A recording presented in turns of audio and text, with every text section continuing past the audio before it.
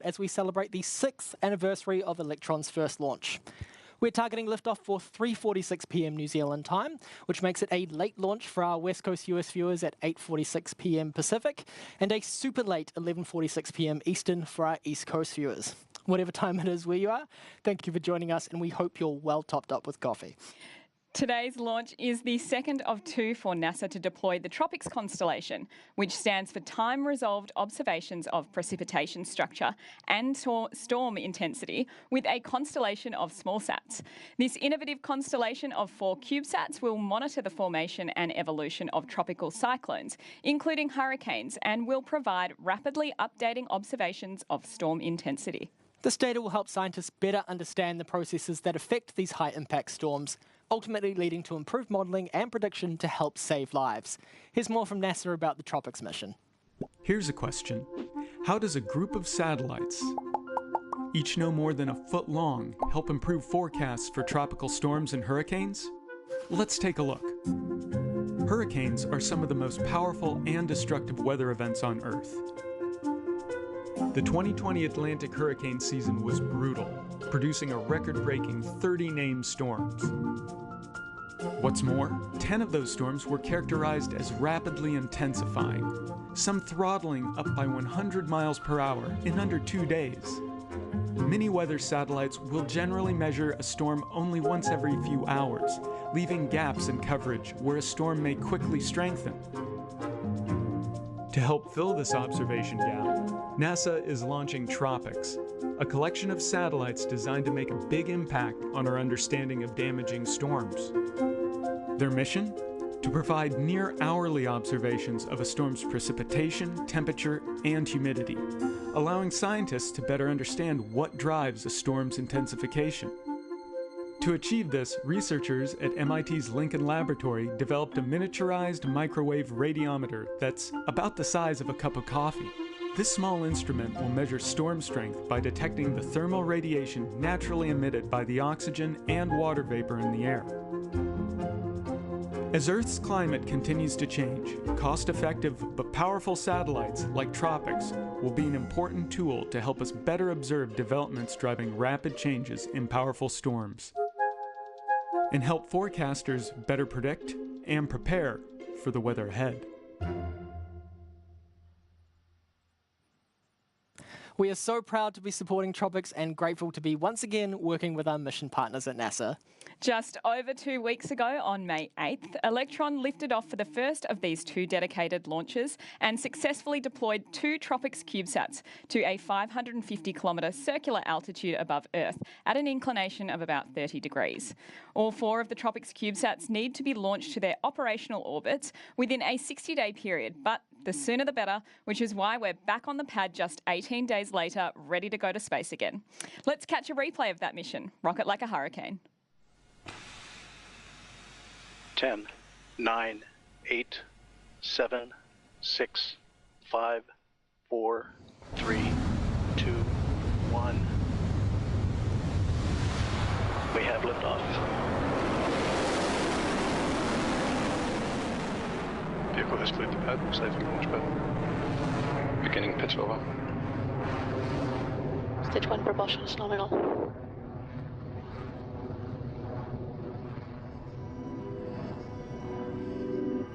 15 seconds to MECO.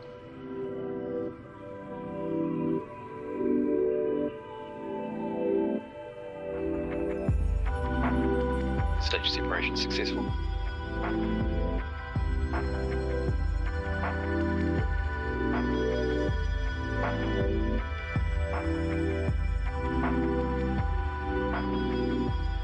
Pairing separation successful. Stage 2 propulsion is still nominal. HVB discharge nominal, approaching hot swap in roughly 30 seconds. Hot swap successful.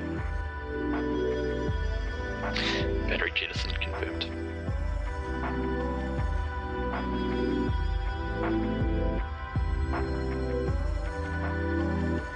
Payload deployment confirmed.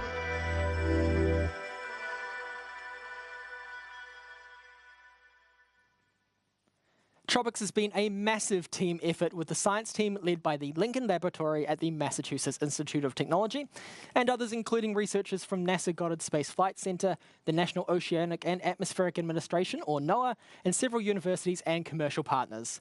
So with one launch down, we're excited to get the next away today ahead of the North American hurricane season. Just like our first TROPICS launch, today's mission is flying from Pad B at Rocket Lab Launch Complex 1, our private orbital spaceport on New Zealand's Mahia Peninsula. As we approach the final minutes in the countdown, our launch operators at Range Control in Mahia and here in Rocket Lab's Mission Control are working through their final checks before liftoff. Commanding this overall effort is Launch Director Julia Vembacher.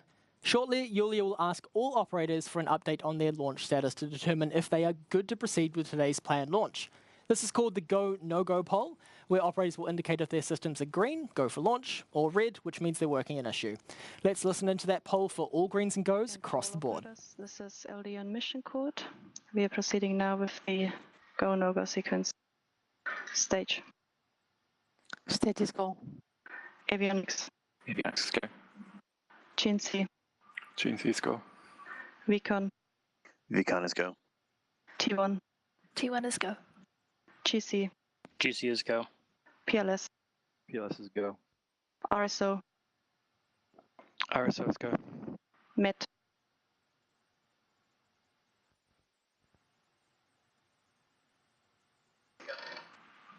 MET polling for go, no go. Coming back later to MET. RF.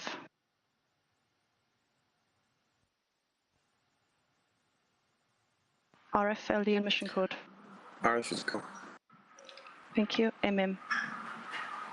MM is go. And MET. Mid is go. LD sub. LD sub is go. The go, no-go sequence is now complete. We are T-minus 11 minutes and 58 seconds in counting. We are go for terminal count at T-minus 10 minutes. From this time, the three-way procedure is in effect. Fantastic news there from Mission Control. All greens across the board, which is what we want to hear. We are go for launch, which means we are coming to a storm near you very soon indeed. We're on track for a liftoff of 3:46 p.m. New Zealand time today, in about 10 minutes from now.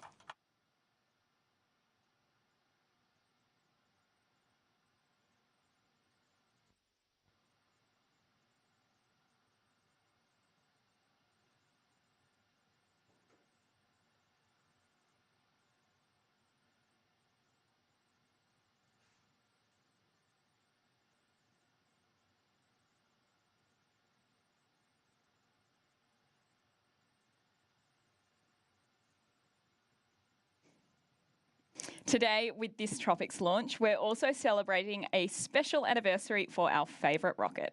On May 25th, 6 years ago from Launch Complex 1, Electron took to the skies for the very first time. As it crossed the Kármán line and completed a perfect first stage burn, stage separation, second stage ignition and fairing separation, Electron became the first orbital-class rocket successfully launched from a private launch site and opened up a new era in regular and reliable launch for small satellites. The flight also ticked a few other world firsts. The first launch for an all-carbon composite rocket with the world's first 3D printed engines, powered by a completely new electric pump-fed cycle. 36 launches and 161 satellites deployed to space later. Today we're ready to launch our latest pair of sats to space on Electron and wish it a very happy 6th launch anniversary as it flies. Today's launch will be our 37th Electron mission, but the way we go to space for the two TROPICS launches is a little different from a standard Electron mission to low Earth orbit. The launch follows a standard format for the first 6 or so minutes of the mission. Electron will lift off from the pad thanks to the 9 Rutherford engines on the rocket's first stage. These engines will burn for around 2.5 minutes, lofting Electron to about 90 kilometres above Earth's surface. From here, Electron's first and second stages will separate, with the spent first stage falling back to Earth. Shortly after this, a single vacuum-optimised Rutherford engine will ignite on Electron's second stage to propel the kick stage and TROPICS CubeSats for another 7 minutes, positioning them at that 550-kilometre altitude. This is where the mission departs from our standard format. Typically, Electron's second stage takes the kick stages and payloads to an elliptical orbit, and we use the small 3D printed Curie engine on the kick stage to circularize the orbit. For the TROPICS launches, the second stage is used to circularize the orbit, and instead, the kick stage's Curie engine conducts what's called a plane change maneuver to position the TROPICS CubeSats at an inclination of 30 degrees, the best spot for monitoring the formation of tropical storms. Here's more from Guidance, Navigation and Control Team Lead, George Buchanan. I'm Dr. George Buchanan, Guidance, Navigation and Control Engineer, Team Lead, but you can just call me George. The GNC team, Guidance, Navigation and Control, is in charge of making sure that Electron gets to the right orbit. So the inclination of an orbit is the tilt. So a 0 degree basically means that you're going all the way around the equator. 90 degree means that you're going up and over the North Pole and the South Pole. So with a normal Electron, we'll go to a transfer orbit with our stage 2. So that means that we're in around about the right orbit, but slightly too low, and then we use our kick stage just to boost us up before we deploy payloads. So for TROPICS, we've got to do a couple of sneaky things. So firstly, we do a dogleg, which is basically where our trajectory actually bends around, and so we head up north rather than heading out east, and then we sort of curve as we're flying. And then the second thing which we have to is our kick stage to do an on-orbit to be in the right one. So for TROPICS, between liftoff and payload deployment, most of it will look very similar. However, what's a little bit different for TROPICS is that we'll be at the right altitude already. So if you're watching, you look carefully at the video and also at the altitude overlay, you'll see that we're much higher than normal. So we go into a coast until we get close to the equator, and at that point our kick stage will light its Curie engine and do an inclination change.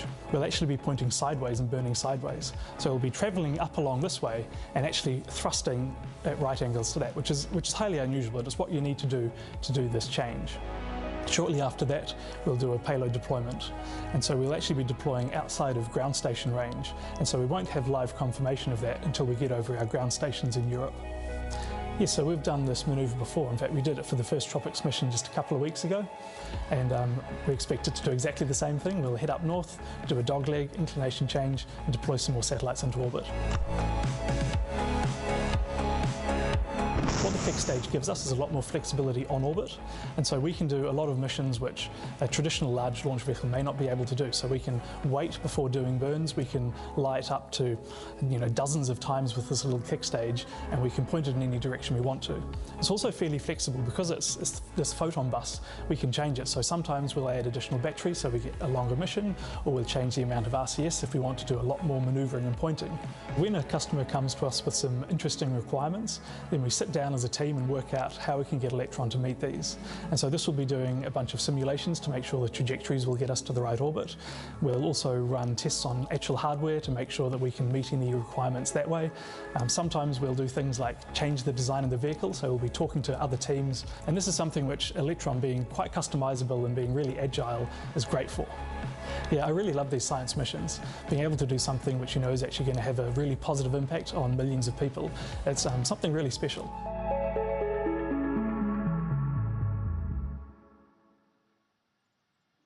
We look forward to hearing confirmation in around 30 minutes from now that the kick stage has completed that plane change manoeuvre and the final TROPICS CubeSats are safely in orbit. We're just 4 minutes away now from launch. 2 minutes before liftoff, the ground power supply at the launch pad is disabled and Electron switches to internal power. Our launch safety system, the Autonomous Flight Termination System, will be enabled at the same time, and we can expect to hear both of those calls from our operators in mission control.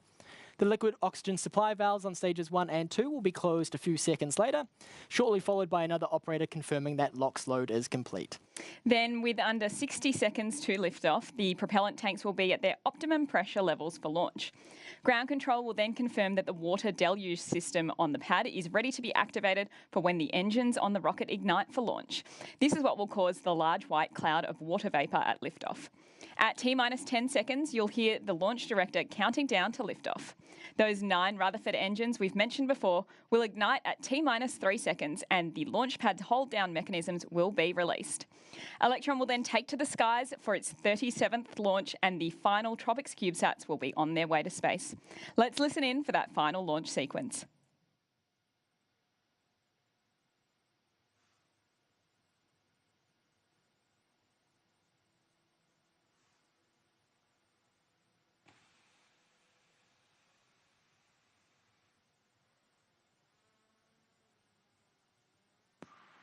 To all operators, this is LD on mission code. From now on, there should be no red flags on your critical LCCs. VCON LD on mission code. LD VCON. VCON, please lock the auto sequence and confirm. Confirmed. Thank you. And VCON, please confirm that all expected primary flight computer ASCOs are green. Confirmed. Thank you. To everyone on mission code, we are go for auto sequence start at T-minus 2 minutes. LDs go for launch.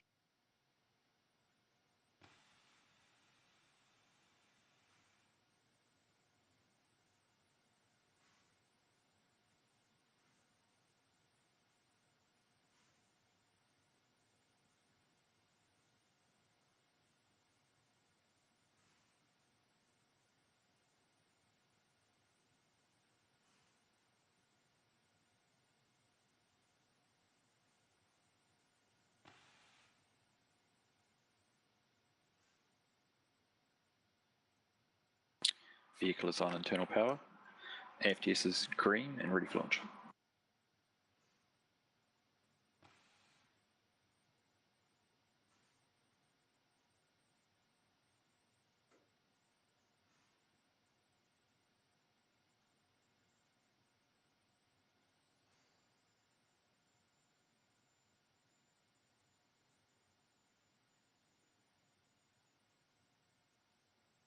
LOX load is complete. System is in recirculation.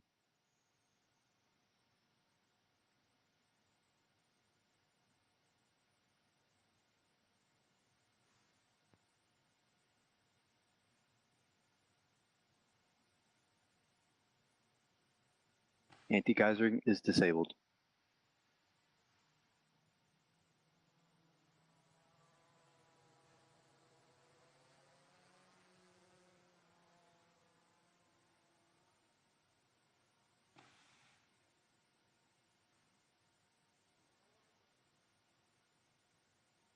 Stage 1, Stage 2, press for flight. High purge flow, engine purge enabled.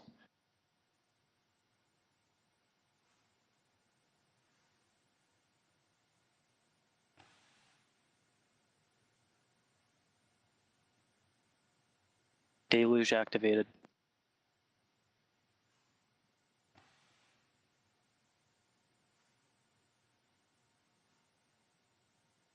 And T-minus 19 seconds and counting.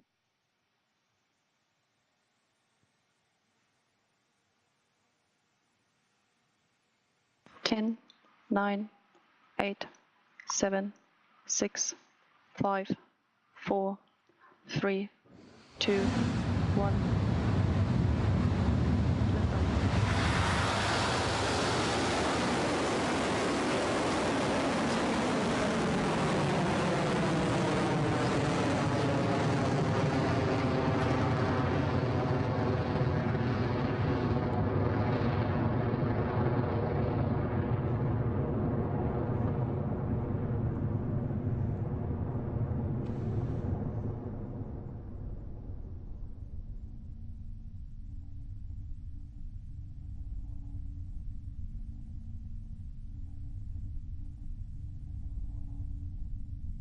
HVB discharge nominal. And that is a beautiful liftoff for Electron. The final 2 TROPICS satellites are on their way and coming to a storm near you. With Electron now having cleared the pad, the next milestone is max Q. This is the point where the forces on Electron are at their greatest. So we'll listen out for clearance of that key moment from Mission Control soon. Max Q.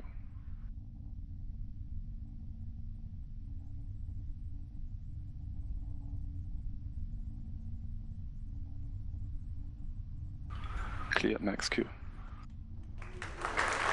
Stage 1, propulsion is nominal.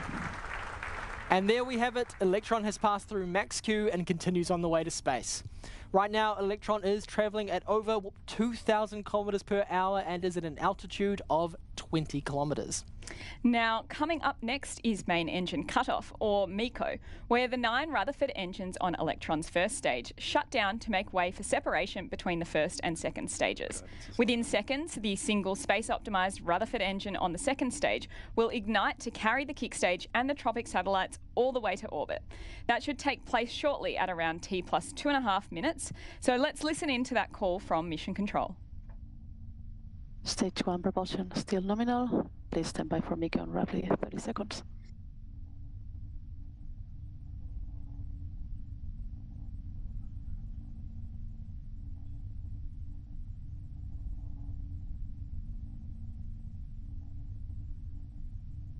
"15 seconds to MECO." AOS at Chatham Station. Entered burnout detect mode.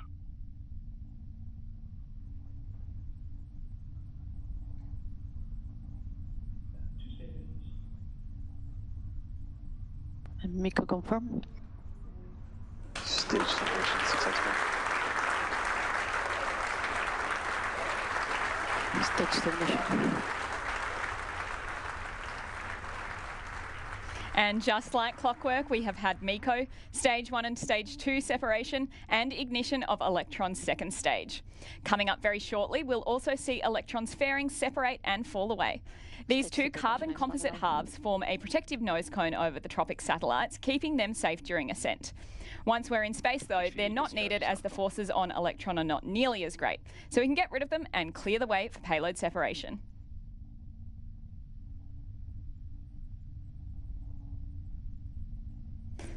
Now, for this mission, because we're headed to that 550-kilometre circular orbit straight away with Stage 2, we're leaving the fairing attached just a little bit longer than usual.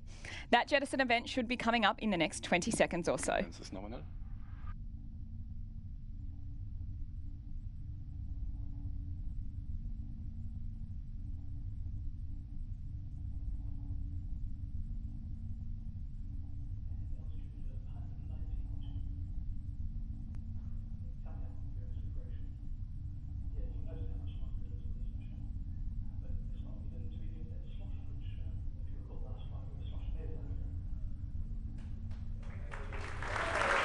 Separation successful.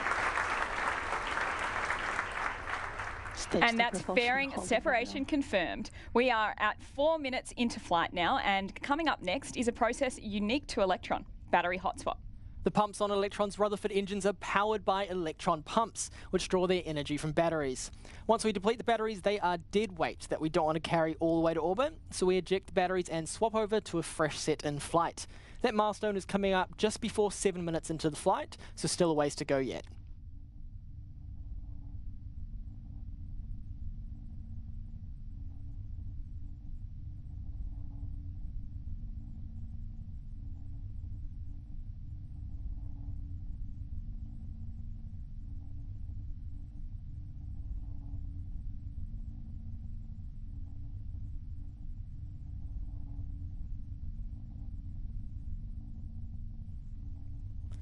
So far for today's mission, we've had a perfect liftoff. We've cleared max Q, had a good first stage burn, and separation of Electron's first and second stages. Fairing has also separated as planned, and now we're 5 minutes into the mission. So far, a nominal mission for Coming to a Storm Near You, the second of 2 dedicated launches to deploy a storm monitoring constellation for NASA.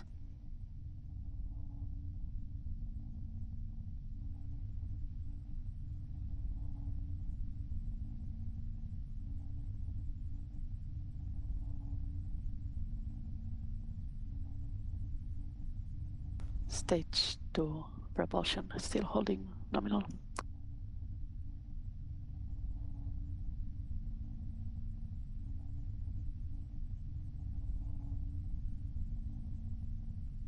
Guidance is nominal, 200 seconds remaining.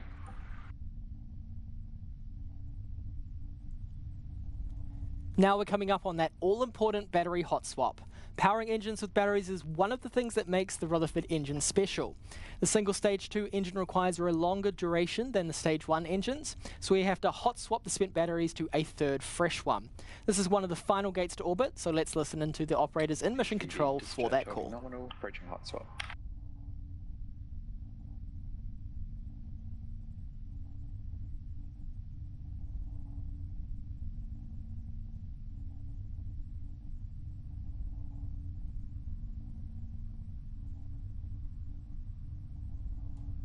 Throttling down.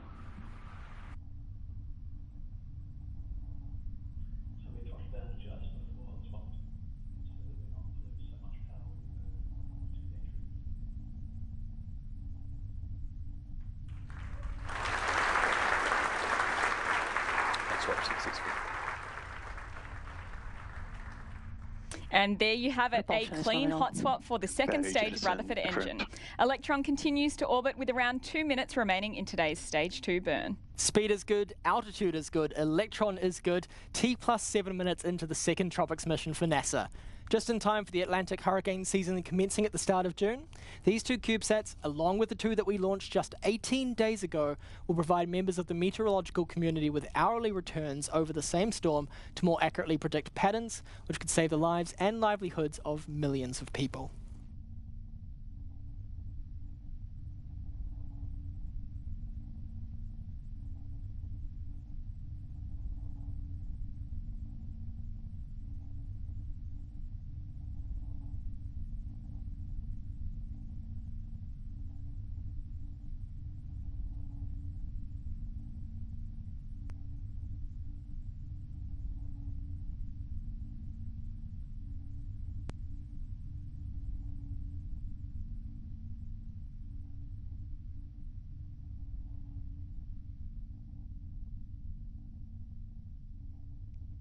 T plus 8 minutes in, and we are now around 30 kilometres away from that 550 kilometre target orbit.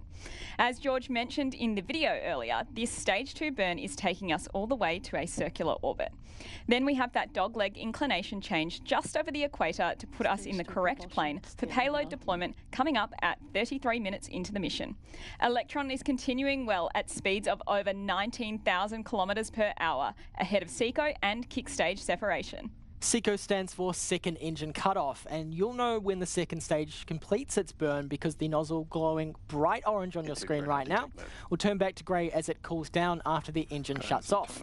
Immediately after that shutdown, Electron's kick stage separates from the second stage, and in around 1 minute the Curie engine will ignite and begin that plane change manoeuvre ahead of payload deployment. Again, Mission Control will call out these actions, so let's listen in for confirmation of SECO.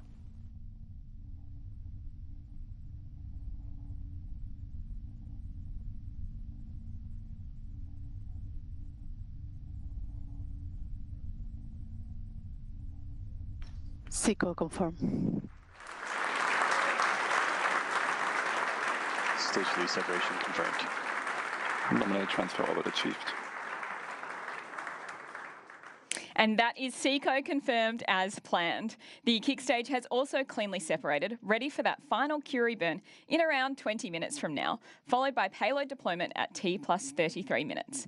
Because this final burn and deployment of the TROPICS CubeSats happens in a ground station blackout zone, we won't get live confirmation of those milestones. We also won't have live video footage of the deployment process, so here's a quick animation to show you what will be happening in orbit just 25 minutes from now.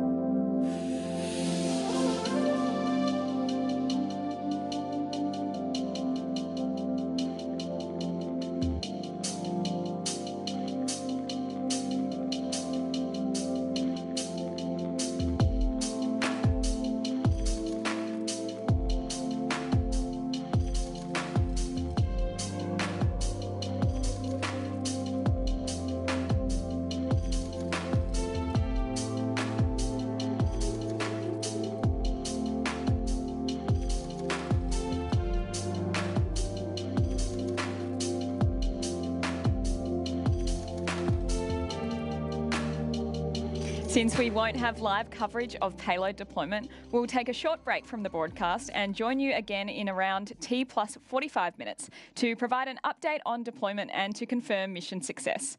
We'll leave Mission Control comms up during this coast phase so you can hear it as soon as it happens. We'll be back with you soon.